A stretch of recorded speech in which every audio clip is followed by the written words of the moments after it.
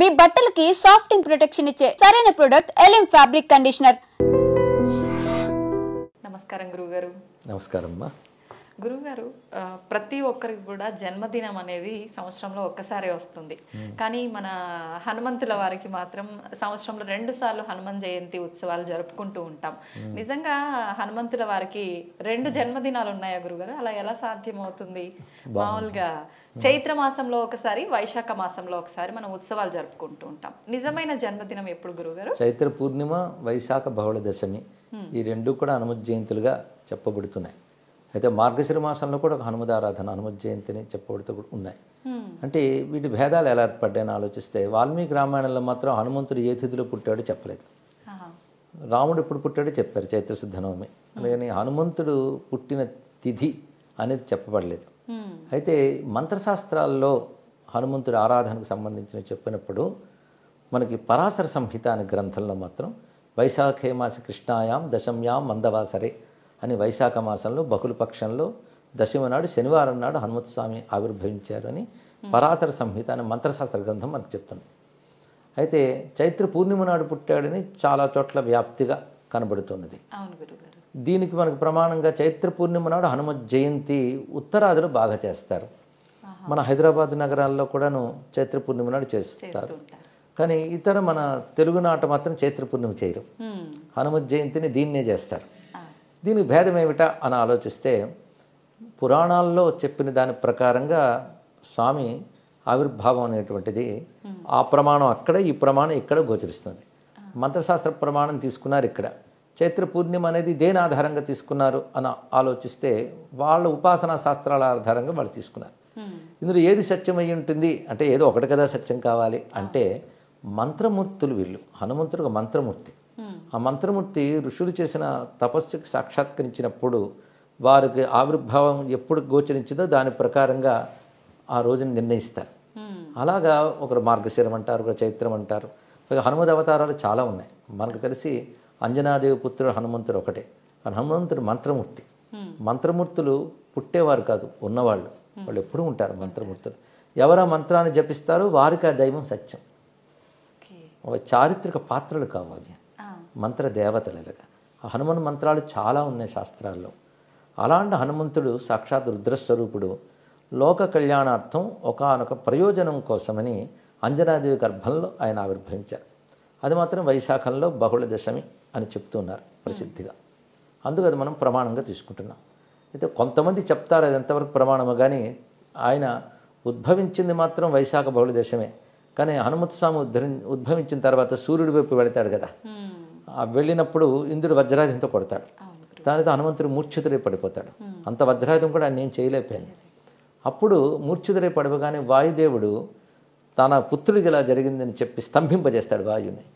అప్పుడు బ్రహ్మదేవుడు వచ్చి హనుమంతుడిని, పసిగా ఉన్న హనుమంతుడిని ఒళ్ళో పెట్టుకుంటాడు. తర్వాత ఆయన చెయ్యి తీసి నిమరగానే హనుమంతుడికి మెలకు వస్తుంది. కనుక వైశాఖ బహుళ దశమి నాడు పుట్టిన హనుమత్ స్వామి తిరిగి దెబ్బతిన్నాక బ్రహ్మదేవుడి ఒళ్ళో తిరిగి లేచినది చైత్ర పూర్ణిమ కనుక దాన్ని కూడా లెక్క కట్టి 2 జయంతులు ఆయనకు చేశారు అని కొందరు పెద్దల వివరణ ఇచ్చారు. కనుక 2 రకాల జయంతులు అంటే మొదట పుట్టినది అదే, తర్వాత దెబ్బతిని మళ్ళీ ఆయన రావడం అనే దాన్ని కూడా మరొక ఆవిర్భావం కింద భావన చేశారు. పైగా ఋషులకి సాక్షాత్కరించినటువంటివి కూడా ముహూర్తాల కిందకు వస్తాయి. ఏ ముహూర్తంలో సాక్షాత్కరించాడో దాన్ని వాళ్ళు ప్రధానంగా చెప్తారు. ఇక హనుమన్మూర్తులు చాలా చాలా ఉన్నాయి. హనుమన్ మంత్రభేదాలు కూడా చాలా ఉన్నాయి. పంచముఖాంజనేయ మూర్తి ఉంది, అది రామాయణంలో కనబడుతుంది మనకి. అదేవిధంగా ఆపదుద్ధార హనుమన్ మంత్రం మరో మంత్రం ఉంది. విశేషంగా హనుమన్ మంత్రాలు చాలా చాలా గోచరిస్తాయి. తులసీదాసుల వారు హనుమదుపాసకుడు. ఆయన అలాంటి హనుమన్ మూర్తిని చూశాడు ఆయన ప్రత్యక్షంగా. అందుకే హనుమాన్ చాలీసా మొదలైనవన్నీ ఆయనే రాశారు కదా. కనుకనే కథలో పాత్రగా ఉన్న హనుమంతుడు, మంత్రశాస్త్రాలు హనుమంతుడు, ఈ రెండింటికి మనకి తేడా ఎందుకు కనిపిస్తుందంటే కథలో పాత్ర వచ్చినప్పుడు హ్యూమన్ లిమిటేషన్స్, ఒక మానవుడిగా ఉన్నప్పుడు ఎలా ఉంటారో అలా ప్రవర్తించాడు ఆయన. మంత్రదేవతలు వాళ్ళకి ఆ పరిమితులు ఉండవు, వాళ్ళ స్వరూపంతో సంచరిస్తుంటారు. అయితే ఒక మంత్రదేవతే ఆవిర్భవిస్తుంది. అవతారం అనేది దేన్ని అనాలంటే ఒక మంత్రాది దేవత, ఎప్పుడూ ఉండే మంత్రాది దేవత లోక కళ్యాణం కోసం రూపం స్వీకరించినప్పుడు అవతారం అంటారు. అలాగే రాముడు అంతే, ఆయన సాక్షాత్ నారాయణుడు. రామతారక మంత్రం వేదాల్లో ఉంది. ఆ తారక మంత్ర దేవతే దశరథ పుత్రుడిగా ఆవిర్భవించాడు. మనకి రామకథ ఆయన మానవుడికి వచ్చిన కానీ మనందరికీ తెలిసింది. హనుమంతుడు కూడా అంజనాదేవికి పుత్రుడిగా కలిగాడు ఆయన. అంతకుముందు ఆయన మంత్రదేవత ఎప్పుడు ఉండేవాడే. అయితే మంత్రదేవత అవతరిస్తే గొప్పతనం ఎలా ఉంటుందంటే మామూలు మాల్లాగే తిరుగుతున్నట్టు కనబడతారు, కానీ ఆ మంత్రశక్తి వాళ్ళు చేసే పనుల్లో కనబడుతుంటుంది.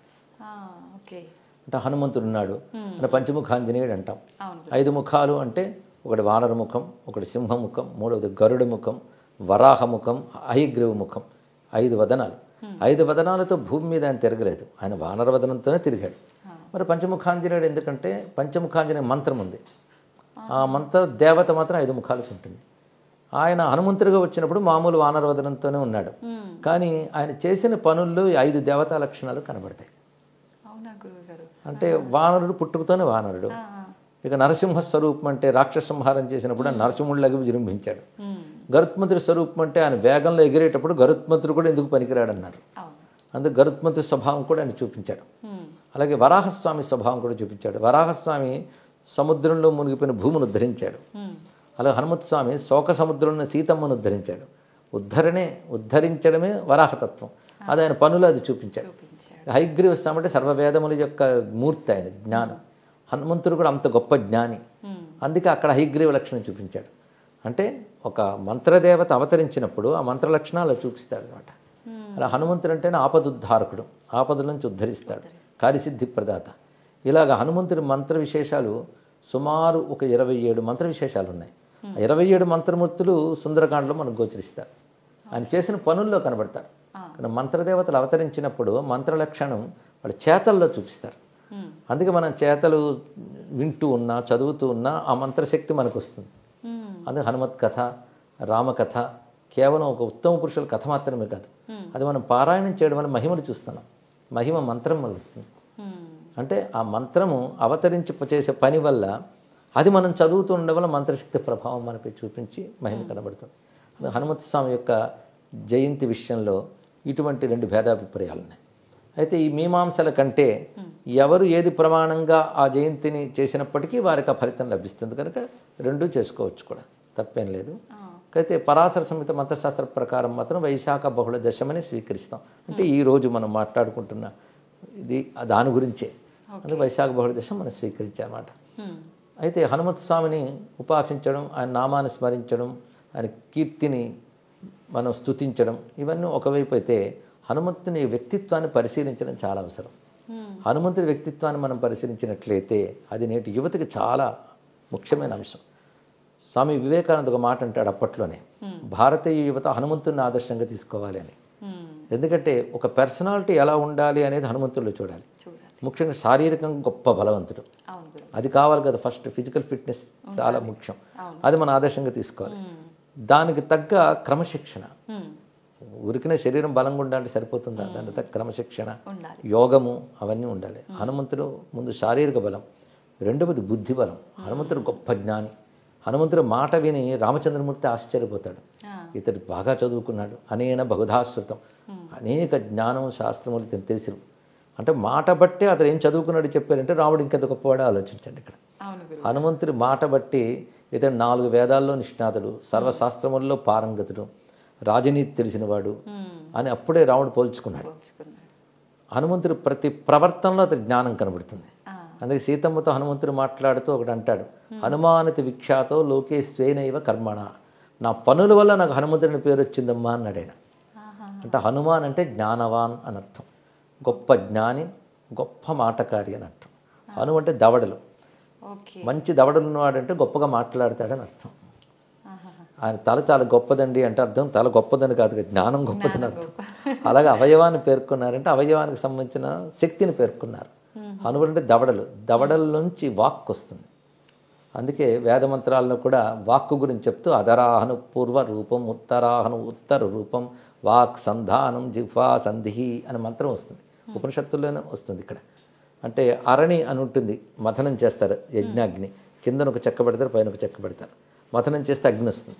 అలాగే కింద దవడ పై దవడ మధ్యలో 4 అనుసంధానం, దాని నుంచి పుట్టిన అగ్ని వాక్కు అని చెప్పారు.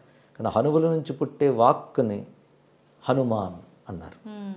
హనుమంటే దవడల. అందుకే వాక్ ఆయన దగ్గర ఉన్న గొప్ప విషయం. వాల్మీకి కూడా హనుమంతుడి గురించి చెప్పాడు, వాక్యకోవిద అన్నాడు. గొప్ప మాట్లాడతారు, అంటే గొప్పగా మాట్లాడంటే అర్థం మాట్లాడగలిగితే జ్ఞానం ఆయన దగ్గర ఉంది.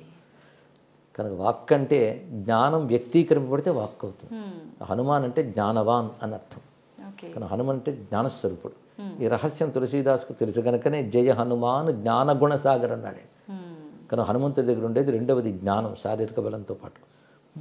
అది మూడవది ఏమిటి అంటే జ్ఞానాన్ని వినియోగించే పద్ధతి. జ్ఞానం ఊరికి తెలుసుకుంటే ఏం లాభం, అది వినియోగింపబడాలి. అంటే ప్రవర్తనలో కనబడుతుంది, ఎక్కడెక్కడ ఎలా ప్రవర్తించాడు, కార్యాన్ని ఎంత సానుకూలపరుస్తాడు, ఇవన్నీ కూడా చూపిస్తాడు. అది మూడవది.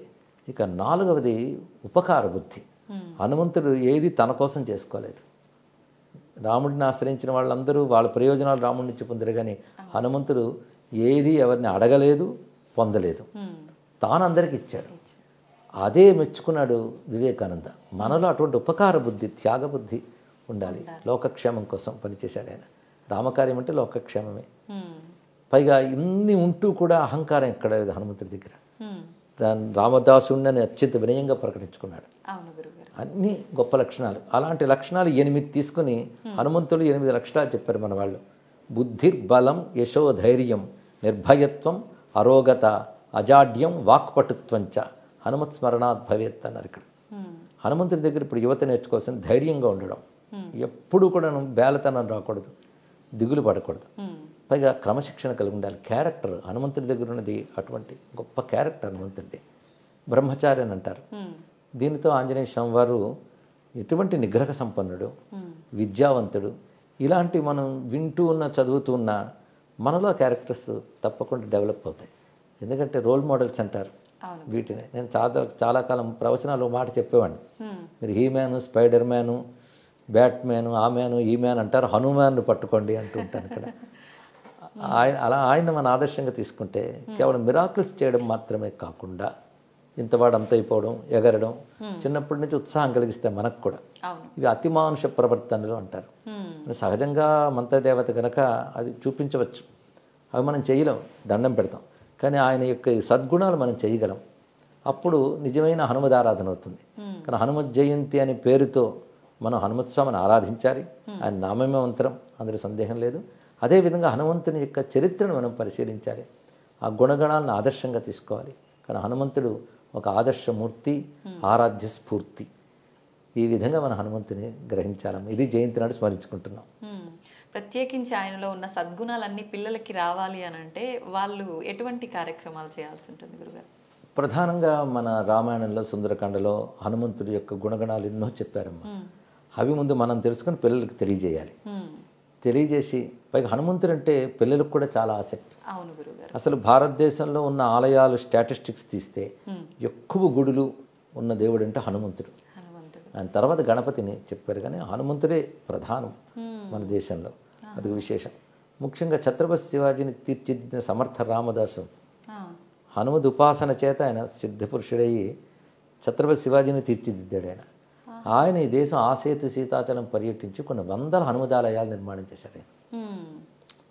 అవి ఇప్పుడు ప్రసిద్ధి చెంది ఉన్నాయి. ఆయన మహారాఠాకి చెందినటువంటి వారు, కానీ దేశమంతా కూడా పాద సంచారం చేసి ఈ దేశం బాగుండాలంటే మళ్ళీ హనుమత్ స్ఫూర్తి రావాలనే ఉద్దేశంతో ఆయన హనుమదాలయాలు చాలా పెట్టారు. అది కూడా మనకు పెద్ద కారణమైంది. రెండవది అంటే తులసీదాస్, అక్బర్ కాలం నాటివాడు తులసీదాస్. అంటే తులసీదాస్ తర్వాతే సమర్థ రామదాస్ గారు, కానీ తులసీదాస్ స్ఫూర్తి ఆయనకున్నది. తులసీదాస్ అయితే హనుమంతుని సాక్షాత్కారం పొందినవాడు.